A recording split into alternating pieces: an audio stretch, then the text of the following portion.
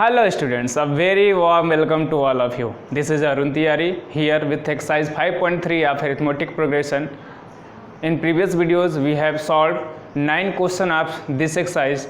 Now it turns to solve some more questions.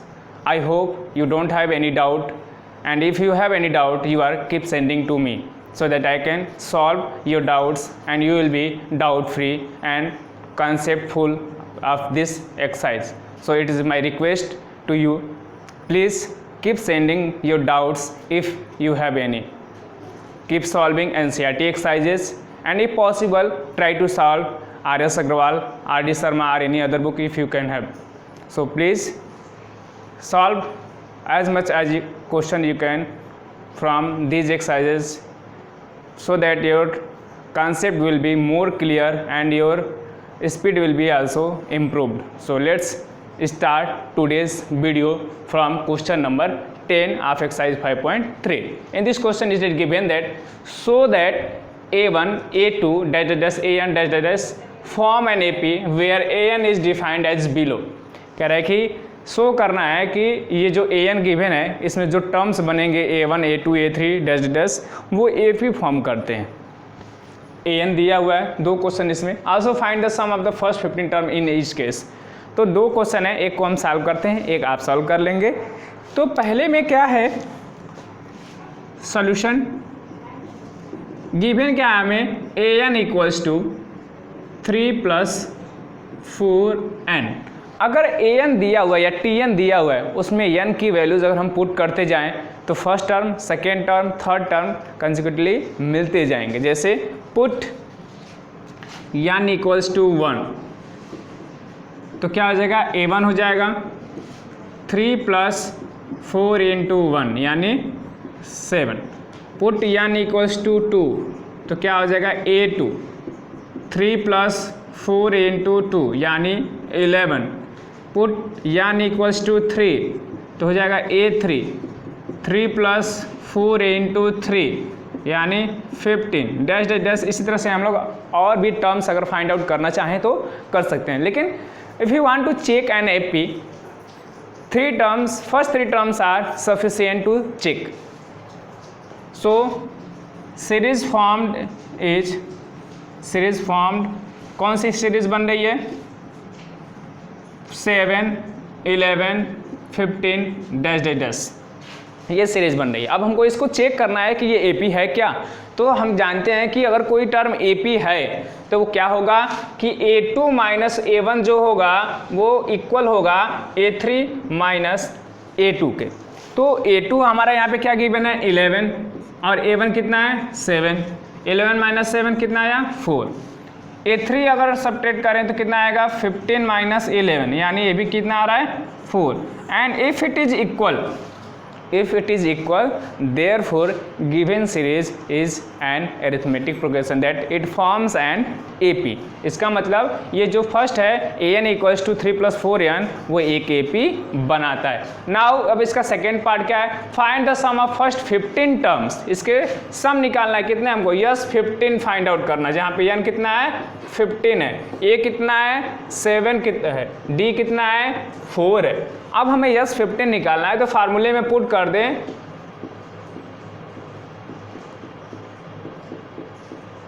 Value यहाँ put करें.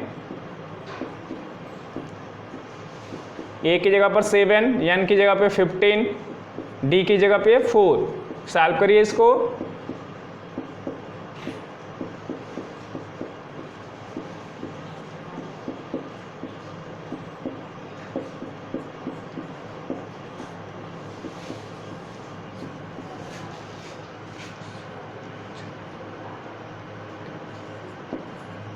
$825 will be the sum of first 15 terms of an AP whose nth term is 3 + 4n. Similarly, you can solve second part of this question. Okay, so just try this part. Now I am going to question number 11. Question number 11 क्या कह रहा है if the sum of first n term of an AP is 4n - n². sum of first n term यानी Sn equals to 4n - n². What is the first term. S1 पूछ रहा है what is the sum of first two terms, यानी S2 पूछ रहा है। What is the second term, यानी A2 पूछ रहा है। Similarly find the third term, 10th term and nth term. इतनी सारी चीजों को पूछ रहा है। गिवन क्या बस है Sn। तो स्टूडेंट्स ऐसे क्वेश्चंस को लगाने के दो तरीके हैं, पहला एक फार्मूला बेस्ड और दूसरा पूरा डिटेल में करने का। तो हम दोनों मेथड आपको बता दे रहे हैं, जो आपको बेटर लगे, सुटेबल लगे, आप उसको ऑप्ट कर सकते हैं। पहला मेथड हम जो फार्मूला बेस्ड है उस पर चलते हैं। If Sn is given and we have to find the any term, nth term, first term, second term, any term, then we can use this formula Tn equal to Sn minus Sn minus 1।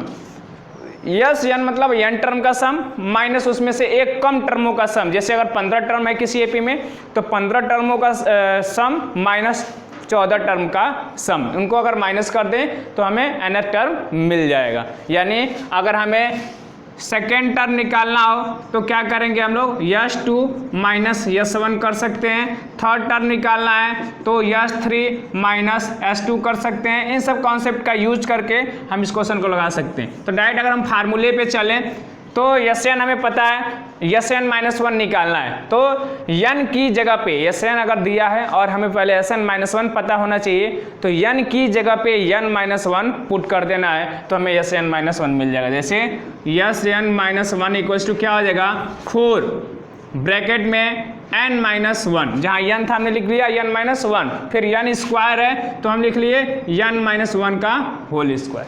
ठीक है, अब इसको solve कर लें तो 4n minus 4 minus इसका whole square कर दे तो n square minus 1 plus 2n। अब इसको सॉल्व कर लीजिए, 4n प्लस 2n 6n हो जाएगा, माइनस n स्क्वायर माइनस 4 और माइनस 1 हो जाएगा 5। ठीक है, ये हमारा हो गया Sn माइनस 1।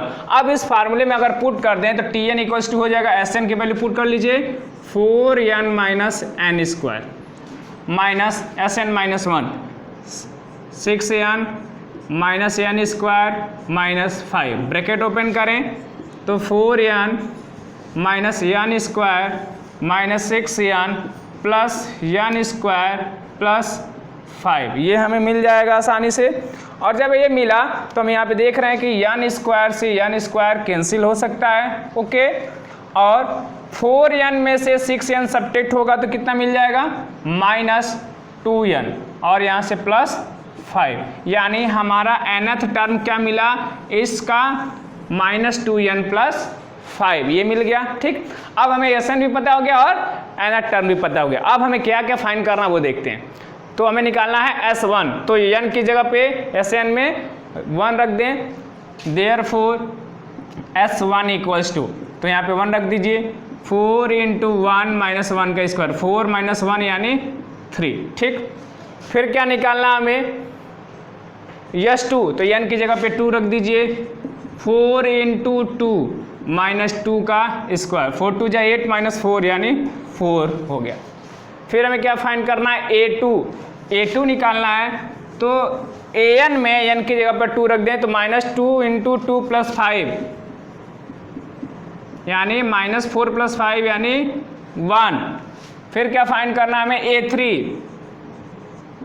n की जगह पे 3 रख दीजिए, माइनस 2 इंटू 3 प्लस 5, तो माइनस 2 3 या 6 प्लस 5 यानी माइनस 1। फिर फाइंड करना हमें A10, तो n की जगह पे 10 रख दें, minus 2 into 10 plus 5 minus 20 plus 5 minus 15।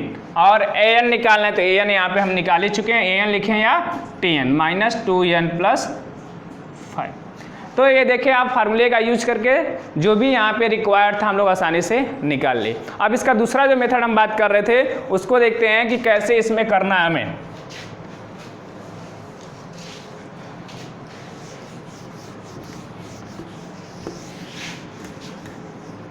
हम इसको छोड़ दे रहे हैं ताकि आप आंसर मिला सके, दोनों में सेम आंसर आ रहा है।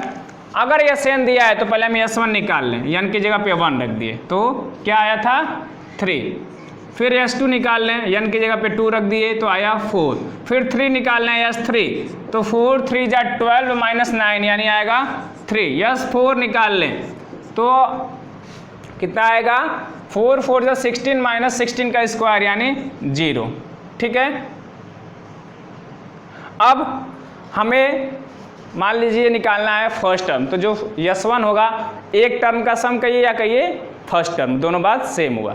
अब जैसे मान लीजिए कोई दो टर्म है 5 और 10 और 15, तीन टर्म ले लेते हैं 5 10 और 15। थर्ड तीनों टर्मों के सम में से, तीनों टर्म के सम में से अगर शुरू के दो टर्म के सम को सब्ट्रैक्ट कर दे तो कौन सा बच रहा है, थर्ड टर्म। यानी S3 में से S2 को सब्ट्रैक्ट करेंगे तो क्या मिल जाएगा हमें, थर्ड टर्म। इसी तरह से अगर सेकेंड टर्म दो टर्मों के सम में से एक टर्म के सम को घटा देंगे तो हमें क्या मिलेगा, सेकेंड टर्म। ठीक, अब वही चीज़ यहाँ पे यूज कर लें। देयरफॉर T2 इक्वल्स टू, यानी A2 इक्वल्स टू क्या हो जाएगा, S2 minus S1, S2 minus S1। S2 कितना है 4, S1 कितना है 3, 4 माइनस 3 1, और इससे ये आंसर मिल रहा है। ठीक है, फिर T3 अगर निकालना है यानी A3 निकालना है तो क्या करें, S3 माइनस S2, तो क्या हो जाएगा, S3 कितना है 3 है, S2 कितना है 4 है, 3 माइनस 4 माइनस 1, ये भी आंसर मिल रहा है। तो इसी तरह से ये सेकेंड मेथड है जिससे हम लोग कर सकते हैं, लेकिन ये थोड़ा सा लेंदी होता है। अगर फार्मूला याद है तो हम उससे आसानी से कर सकते हैं। अब चलिए 11th क्वेश्चन के बाद हम लोग कुछ और क्वेश्चन देखते हैं। 3 क्वेश्चन और लिख लिया हमने, क्वेश्चन नंबर 12 13 और 14, क्योंकि तीनों जैसे हैं एक दूसरे के मिलते जुलते हैं तो हमने तीनों क्वेश्चन को एक साथ ले लिया है। अब देखते हैं क्या क्वेश्चन कह रहा है। Question number 12, find the sum. Question number 12 का सोल्यूशन देखें। Find the sum of first 14 positive integers, यानी n इक्वल्स टू 40, और इसका SN हमें पूछ रहा है डिविजिबल बाई 6, 6 से डिविजिबल है। यानी अगर हम इस AP को देखें तो फर्स्ट टर्म क्या होगा, 6 होगा, 6 से डिविजिबल तो पहला टर्म 6 ही होगा, दूसरा टर्म 12, तीसरा term 18 dash dash dash 14 integers देखने हैं। तो अब हमें इसमें अगर सम निकालना है SN, तो n/2 2a plus n-1 into d हो जाएगा। ठीक, अब यहाँ पे वैल्यू पुट कर दें, 40/2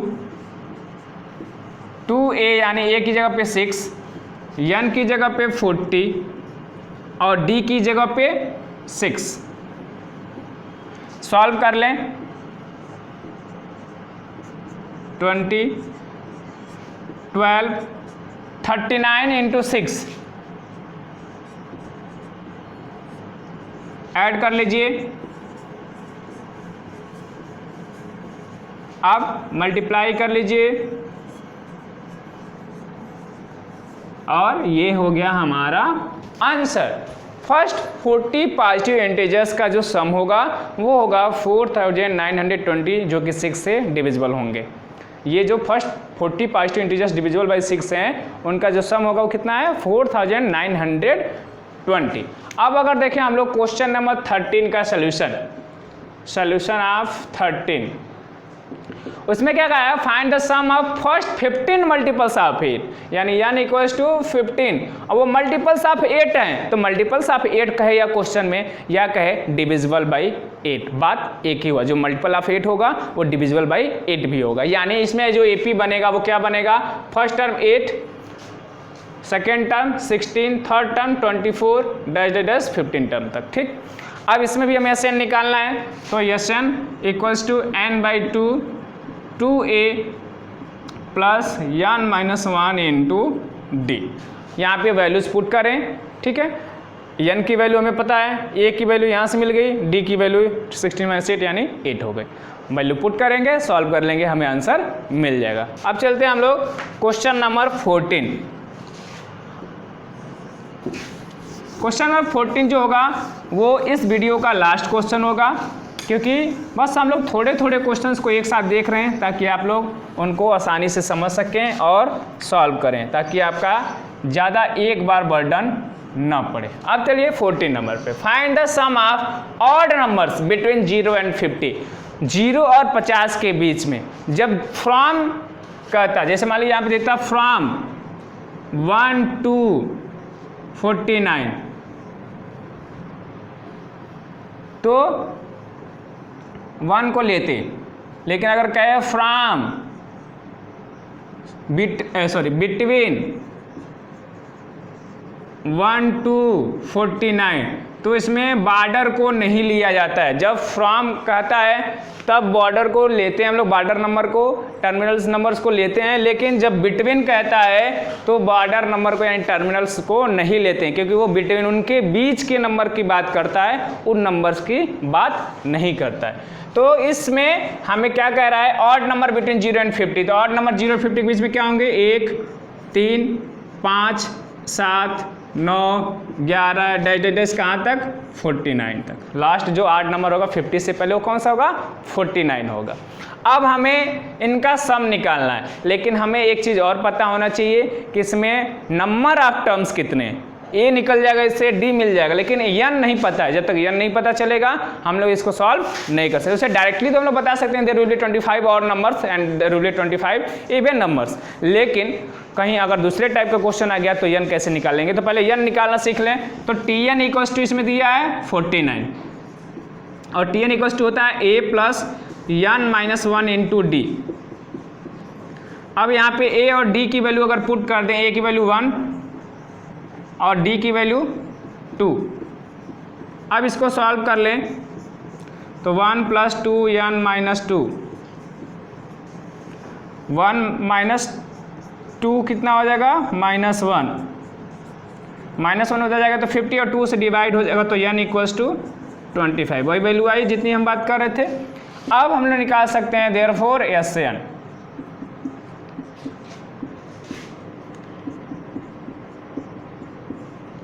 इसीलिए हम कहते हैं जितना ज़्यादा क्वेश्चन आप सॉल्व करेंगे उतनी बार फार्मूले लिखेंगे, और जब फार्मूले बार बार लिखेंगे तो वो चीज़ें ज़्यादा जल्दी याद होती हैं और ज़्यादा दिन तक के लिए याद रहती हैं। रटना टाइम लेता है याद होने में और भूल भी जाता है जल्दी, लेकिन अगर आप बार बार लिख रहे हैं तो वो जल्दी याद होता है और ज़्यादा दिन तक के लिए याद होता है। रटने के एकदम अपोजिट होता है लिख कर चीज़ों को तैयार करना। यहाँ पे अगर एन की वैल्यू आप पुट कर दें 25/2, यहाँ पे ये भी फार्मूला आप यूज कर सकते हैं क्योंकि सिंपल हो जाएगा, a प्लस ए एन, ए 1 है, ए एन 49, तो 25/2, 1 प्लस 49 50 कट गया, 25 into 25 625, and this is the answer of question number 14। तो इसमें हमने 10, 11, 12, 13, 14 5 क्वेश्चंस को देखा इस वीडियो में। इन वीडियोस में जो क्वेश्चन हमने डिस्कस किया है, इसमें अगर आपको किसी भी तरह का कोई भी कन्फ्यूजन है तो प्लीज़ प्लीज़ प्लीज़ आप उन क्वेश्चंस के कन्फ्यूजन्स को दूर कर लीजिए, पूछ लीजिए, ताकि आपके डाउट्स क्लियर हो जाएं।